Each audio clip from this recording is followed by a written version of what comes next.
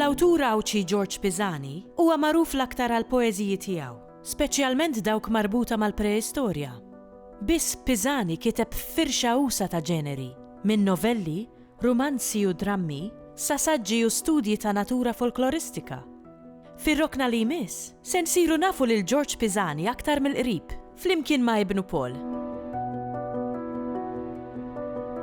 Missieri George Pisani twieled fis-6 ta' Mejju 1909 hawnhekk ġewwa Rabat Għawdex. Missieru kien negozjant tal-inbit u ommu kienet Maltija illi ġew rifuġjati hawnhekk.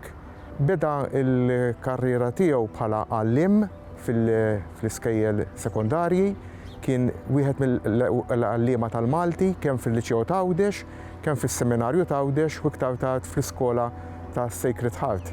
Fil-bidu kellu il-vokazzjoni reliġjuża u kien mal-Patrijiet Franġiskani Kapuċċini u hemmhekk nibtet il-ħeġġa għall-letteratura Maltija. Kien jippubblika poeżiji fir-rivista li kienu joħorġu l-Franġiskani Kapuċċini bl-isem l-Immakulata. Wara żmien wara l-ħareġ mill-kunvent beda jgħallem il-Malti kif għedna u beda jippubblika il-kodba tal-poeżiji tiegħu. L-ewwel ktieb tal-poeżiji huwa Lejt ta' Żożija, illi jekk wieħed jarah fl-introduzzjoni tiegħu il-Prof Sakulina, illi kien strumentali li jiġi ppubblikat, kien intaqa' miegħu meta kien għadu l-kunvent u kien ħeġġu biex jippubblikah dan il-ktieb. U fil-fatt kellu jkun il-Prof Sakulina stess li jippubblikawlu. Wara naturalment ma ħarix lura baqa' jippubblika diversi kodba ta' poeżiji fosthom sonetti, għandu ktieb 100 sonett, ġabra ta' 100 sonett wieħed minnhom. Ippubblika wkoll xogħlijiet ta' drama u rridu ngħidu hawnhekk illi l-kodba tad-drama tiegħu kienu milestone għaliex inqata' mill-melodrama li kienet karatterizzata mill-drammi ta' Maltin ta' dak iż-żmien u id-dram tiegħu is-Sena tal-Imħabba li ġie ppubblikat fis-snin 40 kien maħdum fuq rediffusion mill-istudenti tal-Università, naturalment daħal permezz ta' rediffusion fid-djar kollha u peress li dan id-dram kellu tema soċjali ta' familja mfarka li llum hija ħaġa komuni, dakinhar kien ħoloq kjas sħiħ u spiċċat anke l-kwistjoni l-qorti blibel, eċċetera, madrija storja oħra ta' żminijiet oħra. Għandu dram minnhom li huwa attwali ħafna l-żminijietna, huwa s-sigriet ta' Suor Kristina, huwa dwar il-monopolju li l-kumpaniji farmaceutiċi internazzjonali għandhom fuq il-mediċina fuq is-saħħa tal-bniedem.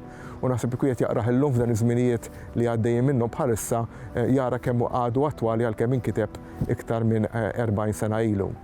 Għandu dram ukoll apoteosi li jirrifletti il-pjaga tal-parrokjaliżmu illi kienet pjaga daqsxejn importanti ħafna hawnhekk, speċjalment hawn Għawdex u anki f'xirħula oħra hawn Malta. U f'dawn id-drammi kien jipprova jwassal messaġġ soċjali, messaġġ li kemm jista' jkun jgħallem u jagħti messaġġ tajjeb. Irrid ngħid illi missieri kien mistieden minn E.B. Vella li ħareġ il-ġabra tal-kodba, il-ġabra ta' Wart li għal żmien twil kien test fl-iskejjel primarji biex jikteb xi poeżiji għat-tfal. U dan il-ġeneru tal-poeżiji tat-tfal intoġob ħafna, naħseb ħafna mis-semmija tagħna jiftakru l-poeżiji il-Kewba, Soldati Maltin, speċjalment il-poeżija il-Barri li nistgħu ngħidu li hija l-ewwel poeżija ambjentalista favur l-annimali għaliex għandek il-barri li qed iħares bil-ħniena lejn il-biċċier ix-xieħ li qed itemmu u tisaqsih għaliex. U anke mill-esperjenza tiegħi u anke milli kien jgħidu din il-poeżija ħallit effett kbir ħafna fuq it-tfal għaliex daħlet dik il-kuxjenza li għandna nibżgħu għall-annimali, l-annimali huma kumpanni tagħna fil-ħajja u allura għandna m'għandniex ikunu soġġetti għall-moħqrija. Irrid ngħid ukoll li għandu poeżija patriottika li kienet importanti ħafna fi żmien meta pajjiżna kien qiegħed isib saqajh bħala pajjiż li qiegħed ifittex is-sovranità sħiħa tiegħu, u poeżiji bandiera Maltija lil Mikel Anton Vassalli illi huma poeżiji illi rawmu u sawru l-karattru tagħna u anki naturalment wrew illi pajjiżna m'għandu xejn inqas minn pajjiżi oħra biex jiftaħar bih. Irrid ngħid ukoll li l-poeżija tiegħu hija poeżija li mhijiex tqila biex wieħed jassimilha, hija wieħed jasal biex jifhem eżatt qiegħed jgħid il-poeta immedjatament iwassal il-messaġġ tiegħu straight into the point.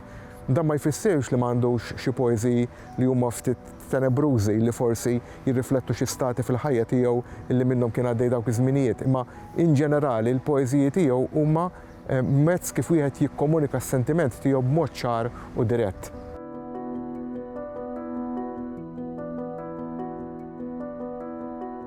Il-kotba tal-proża nistgħu ngħidu illi huma maqsuma dik li hija kitba folkloristika illi din tirrifletti fis-sens li huwa kien kellu paġna fil-ġurnal ir-Review li kien joħroġ id-Dipartiment tal-Informazzjoni li miegħu kien jaħdem missier wara li ħalla mill-Dipartiment tal-Edukazzjoni, u f'din il-ġurnal huwa kien mistieden illi kull ġimgħa jippubblika ftit mill-istorja ta' Għawdex, artiklu fuq l-istorja ta' Għawdex, u dawn l-artikoletti kienu popolari ħafna u għadhom anki jsaqsu għalihom sal-lum.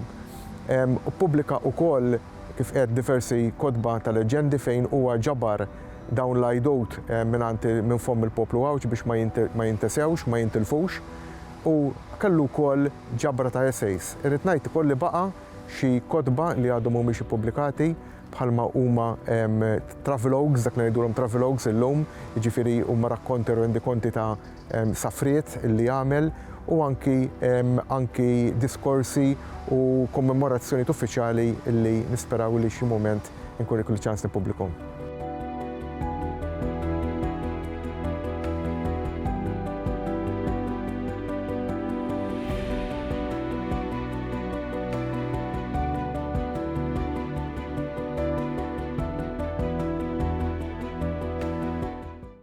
Il-Sinna jixtieq jirringrazzja lill-Aġenzija Nazzjonali tal-Litterizmu, lill-Kunsill Malti għall-Arti u l-Kultura, lill-Ministeru għall-Edukazzjoni u x-Xogħol, lill-Kunsill Nazzjonali tal-Ilsien Malti u lid-Dipartiment tal-Malti fil-Fakultà tal-Arti l-Università.